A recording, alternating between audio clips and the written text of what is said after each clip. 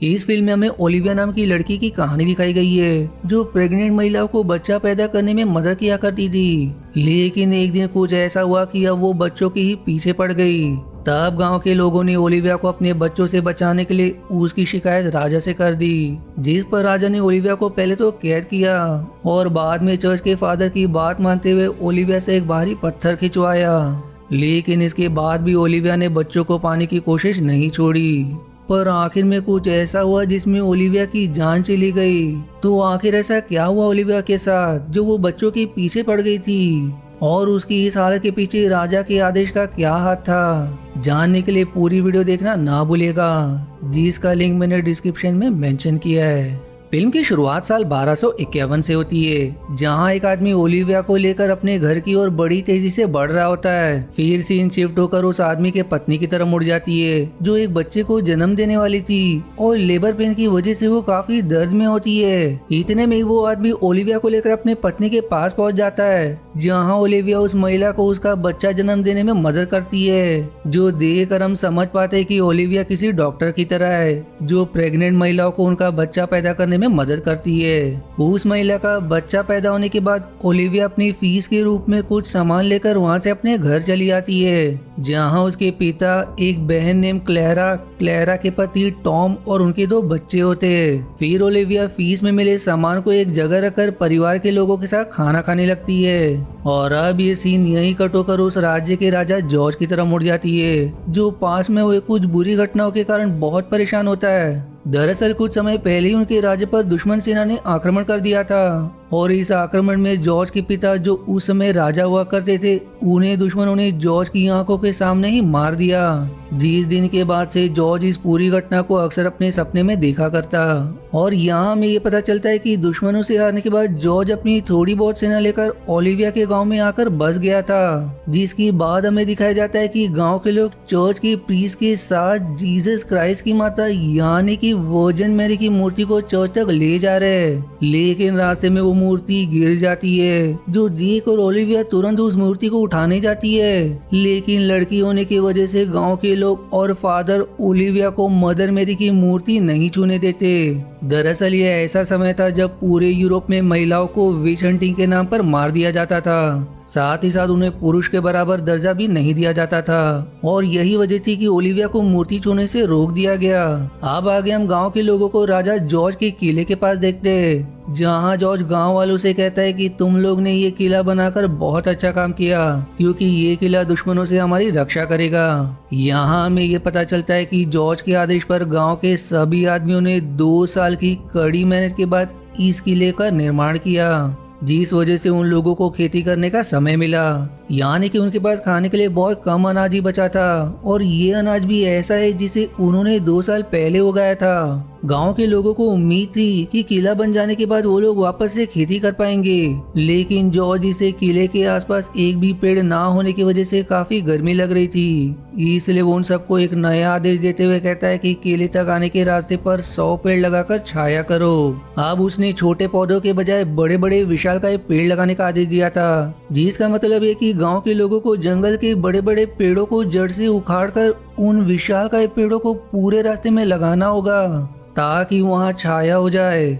George का ऐसा आदेश सुनकर ओलिविया के पिता कहते हैं कि अगर इस साल भी हम लोग दूसरे काम में लग गए तो इस साल भी खेती नहीं हो पाएगी, क्योंकि खेतों में फसल के बीज डालने का यही सीजन है, और यदि ये सीजन निकल गया तो हमारे पास बिल्कुल भी अनाज नहीं बचेगा। लेकिन इतने पर भी जॉर्ज को कोई फर्क नहीं पड़ता, उल्टा वो उन सबको 30 दिनों का समय देता है, जितने समय में उन सबको यहाँ 100 विशालकाय पेड़ लगाने। इस पर अब गांव के सभी लोग रात में एक मीटिंग करते, जिस मीटिंग को ओलिविया के पिता ने ही रखा था। तभी वहाँ ओलिविया भी आती है, जिसे देखकर उसके पिता कहते हैं कि इस मीटिंग में सिर्फ पुरुष ही हिस्सा ले सकते हैं, जिसका जवाब देते हुए ओलिविया कहती है कि राजा के फैसलों से सिर्फ पुरुषों को नहीं बल्कि महिलाओं पर भी फर्क पड़ता है, और ऐसा कहकर वो भी उस मीटिंग में शामिल हो जाती है। तब उसके पिता गाँव के लोगों को राजा जॉर्ज के खिलाफ विरोध करने का प्रस्ताव देते, लेकिन वोटिंग में सिर्फ 2-4 लोग ही प्रस्ताव का समर्थन करते, जिसमें ओलिविया भी शामिल थी। यानी कि वो भी जॉर्ज के खिलाफ लड़ना चाहती थी ताकि उसकी तानाशाही खत्म हो सके। पर सीन्स गांव के बाकी लोग जॉर्ज के खिलाफ जाने से डर रहे थे, इसलिए ओलिविया के पिता सबसे कहते कि अब हमें जॉर्ज की बात माननी ही होगी। वो लोग अब जब ये बात कर ही रहे होते कि तभी वहाँ एक आदमी अपनी घोड़ा गाड़ी से आकर उनसे सवाल करता है कि तुम लोग इतनी रात में आखिर क्या कर रहे हो। मुझे तो लगता है कि तुम लोग किसी तरह की साजिश कर रहे हो। जो सुनकर ओलिविया के पिता उस अनजान आदमी को वहाँ से जाने के लिए कहते हैं, जिस पर वो आदमी उनसे कहता है कि यदि तुम लोगों को मेरी मदद चाहिए तो मैं इसके लिए तैयार हूँ। अब उसकी इस बात पर ओलिविया कहती है कि अगर तुम मदद ही करना चाहते हो तो राजा के किले तक जाने वाले रास्ते पर 100 विशालकाय पेड़ लगाने में हमारी मदद करो। जो सुनकर वो आदमी कहता है कि ये काम तो बहुत आसान है, लेकिन इस काम को करने के बदले मुझे क्या मिलेगा। वहीं उसकी इस बात पर बाकी लोगों को लगता है कि वो आदमी सनक गया है, क्योंकि विशालकाय पेड़ों को जंगल से जड़ सहित उखाड़ कर पूरे रास्ते पर लगाना बच्चों का खेल नहीं है, क्योंकि इस काम को करने के लिए गाँव वालों को कई दिनों तक का समय लगने वाला है। लेकिन उस अनजान आदमी का कहना था कि वो इस काम को अकेले ही कर देगा, वो भी सिर्फ कुछ ही दिनों में। पर ओलिविया के पिता उस आदमी को वहाँ से चले जाने के लिए कहते हैं, जिस पर वो गांव वालों की तरफ देखते हुए कहता है कि मैं 3 दिन के बाद इसी जगह पर मिलूंगा और यदि किसी को मेरी मदद की जरूरत हो तो मुझसे आकर मिल सकता है। जो ऐसा कहकर अपनी घोड़ा गाड़ी लेकर वहाँ से चला जाता है। फिर दूसरे दिन हम गाँव के लोगों को जंगल से एक पेड़ को गिराते हुए देखते हैं, जिसके लिए उन लोगों ने पेड़ को रस्सी से बांधने के बाद उसकी जड़ों के पास गड्ढा कर दिया होता है। यहाँ वो लोग जैसे ही रस्सी खींचकर पेड़ को नीचे गिराने की कोशिश करते हैं, वैसे ही दूसरी तरफ की रस्सी टूट जाती है, जो टूटने की वजह से पूरा पेड़ एक तरफ गिरने लगता है और आखिर में वो पेड़ ओलिविया के पिता के ऊपर जा गिरता है, जहाँ पेड़ के नीचे दबने के कारण उनकी मौत हो जाती है। अब इस बात से ओलिविया और क्लेरा सहित गांव के सारे लोग बहुत दुखी होते हैं, क्योंकि जॉर्ज का आदेश मानने के चक्कर में उन्होंने अपना एक साथी खो दिया होता है। साथ ही साथ 3 दिन भी बीत चुके थे और अब तक एक भी पेड़ नहीं लगा पाया था। फिर अगले दिन राजा का एक खास आदमी वहाँ कर टॉम को हंटर से बहुत मारता है, जो देख और ओलिविया उसका हंटर पकड़ लेती है। तब बाकी लोगों के कहने पर वो आदमी वहाँ से चला जाता है, जबकि गांव के लोग आपस में ये बात करने लगते हैं कि हमें घोड़ा गाड़ी वाले आदमी को एक मौका देकर देखना चाहिए था, क्या पता वो सच में हमारी मदद कर पाता। जो सुनकर ओलिविया को याद आता है कि आज ही तीसरा दिन है जब उस घोड़ा गाड़ी वाले आदमी ने उस जगह पर गांव के लोगों का इंतजार करने को कहा था, जहां गांव के लोगों ने मीटिंग बैठाई थी। इस पर अब वो अकेले उस जगह चली जाती है जहां घोड़ा गाड़ी वाला आदमी पहले से इंतजार कर रहा होता है। वो आदमी ओलिविया को देखते ही उसे उसका नाम से पुकारता है, साथ ही साथ वो उसे ये भी कहता है कि मुझे तुम्हारे पिता के मौत का बहुत दुख है। जो सुनकर ओलिविया को समझ नहीं आता कि आखिर उस आदमी को उसका पूरा नाम और पिता की मौत के बारे में कैसे पता चला, लेकिन वो इस बारे में पूछने के बजाय उस पेड़ों को लगाने में मदद मांगती है, जिस पर वो आदमी कहता है कि मैं तुम्हारा काम कर दूंगा, लेकिन इसके बदले तुम मुझे अनक्रिश्चियन बच्चा दोगी। दरअसल क्रिश्चियनिटी के हिसाब से जब भी कोई बच्चा पैदा होता है तो उसे बैप्टाइज करके क्रिश्चियनाइज किया जाता है या फिर बाइबल के वर्सेस को पढ़कर उसे क्रिश्चियन किया जाता है।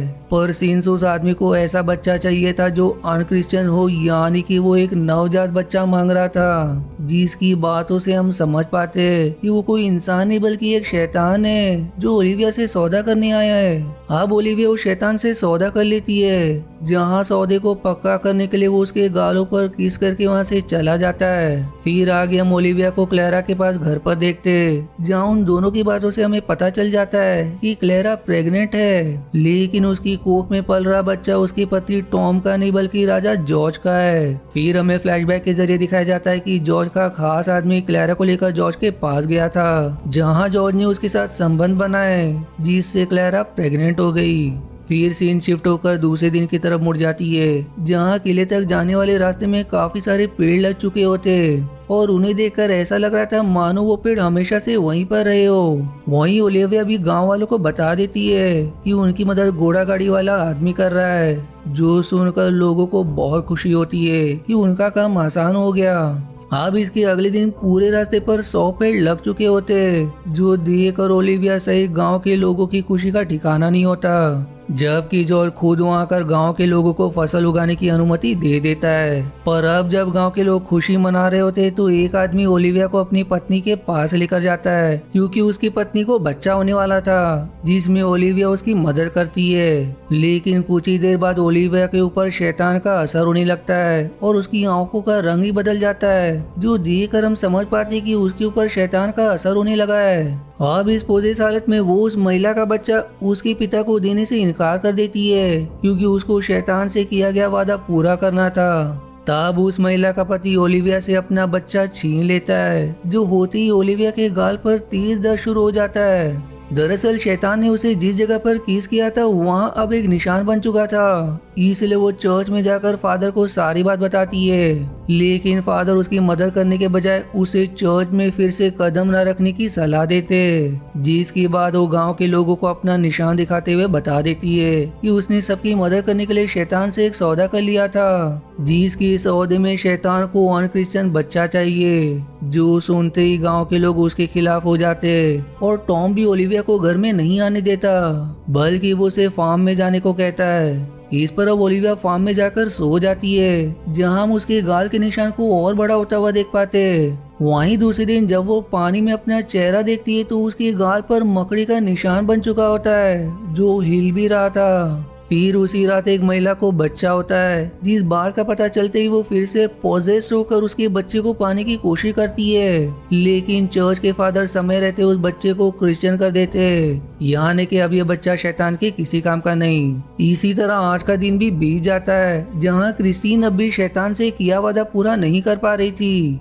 हालांकि दूसरे दिन हम देखते हैं कि उसके गालों पर बना मकड़ी का निशान पूरी तरह से गायब हो चुका है। पर उसी समय जब टॉम अपनी बकरी का दूध निकाल रहा था, उसकी बकरी दूध की जगह खून देने लगती है और साथ ही साथ गांव में हर तरफ बहुत सारी छोटी मकड़ियां दिखना शुरू हो जाती है, जिसके कारण लोगों के पालतू जानवर मरने लगते हैं। वहीं उधर राजा जॉर्ज को इस बात की खबर दी जाती है कि गांव में जो भी हो रहा है उस सब की जिम्मेदार ओलिविया है, इसलिए वो ओलिविया को कैद करके उससे काफी सारे सवाल करता है, जिस पर ओलिविया जवाब देती है कि इसकी जिम्मेदार तुम खुद हो, क्योंकि यदि तुमने विशालकाय पेड़ों को जंगल से लेकर रास्ते में लगाने का आदेश ना दिया होता तो ना ही मेरे पिता की मौत होती और ना ही मुझे शैतान से सौदा करना पड़ता। ओलिविया उसे ये भी बता देती है कि क्लेरा की कोख में तुम्हारा बच्चा पल रहा है, जो सुनकर जॉर्ज वहाँ से सीधा फादर के पास जाकर शैतान से छुटकारा पाने का रास्ता पूछता है, जिस पर फादर कहते हैं कि ओलिविया को एक बड़ा सा पत्थर अपने शरीर में बांधकर मदर मेरी की मूर्ति तक ले जाना होगा। तब जॉर्ज के आदेश पर ओलिविया के शरीर में भारी पत्थर बांधा जाता है, जिसे खींचते हुए मदर मेरी की मूर्ति के पास ले जाती है, जहाँ रास्ते पर गांव के लोग उसे बुरी तरह मारते, जबकि कुछ महिलाएं उसके ऊपर कचरा डाल देती है।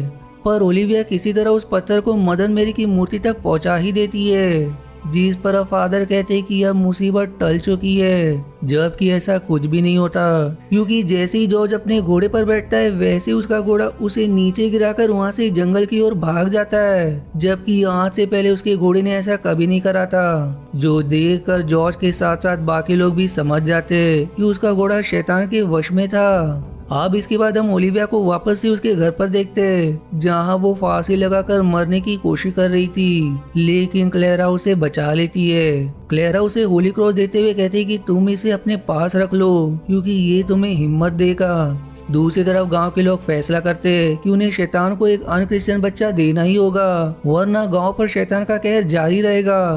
पर कोई भी पिता अपने बच्चे को देने के लिए तैयार नहीं था, लेकिन टॉम इसके लिए तैयार हो जाता है, क्योंकि क्लेरा ने उसे भी बता दिया था कि उसकी कोख में टॉम का नहीं बल्कि जॉर्ज का बच्चा है। वहीं इस तरफ क्लेरा की डिलीवरी का समय हो चुका था, जहां ओलिविया भी उसके साथ थी। अब बच्चा पैदा होते ही ओलिविया फिर से पोजेस हो जाती है, जो देखकर क्लेरा उसके सिर पर कई बार वार करके उसे बेहोश कर देती है, लेकिन तब तक टॉम और उसके दोस्त आकर क्लेरा का बच्चा ले जाते हैं। अब अगले सीन में हम कुछ महिलाओं को चर्च में जाते देखते, क्योंकि वो सभी एक साथ जीसस से प्रेयर करने आई थी, ताकि जीसस उन्हें शैतान से बचा सके। वहीं उधर क्लेरा ओलिविया को होश में लाकर उसे सारी बात बताती है, जो सुनकर ओलिविया होली क्रॉस लेकर क्लेरा के बच्चे को बचाने चली जाती है, जहां वो देखती है कि टॉम और उसके दोस्त बच्चे को शैतान को देने वाले हैं। आप शैतान की आती ही टॉम के दोस्त बच्चे को वहीं छोड़ भाग निकलते, लेकिन ओलिविया और टॉम बच्चे के पास ही रुकते।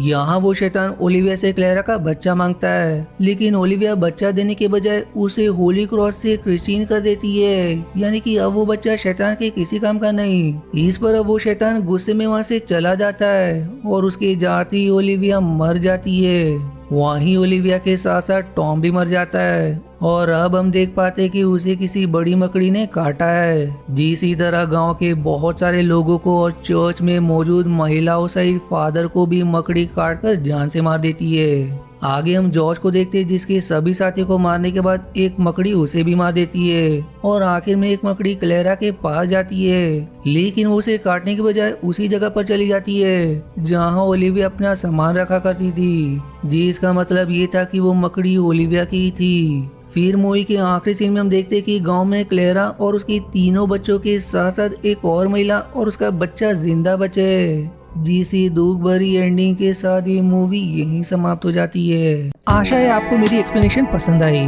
यदि हाँ तो प्लीज वीडियो को लाइक करना और चैनल को सब्सक्राइब करके सपोर्ट करना ना भूलें। मिलते हैं अगले एक्सप्लेनेशन वीडियो में, तब तक के लिए धन्यवाद दोस्तों।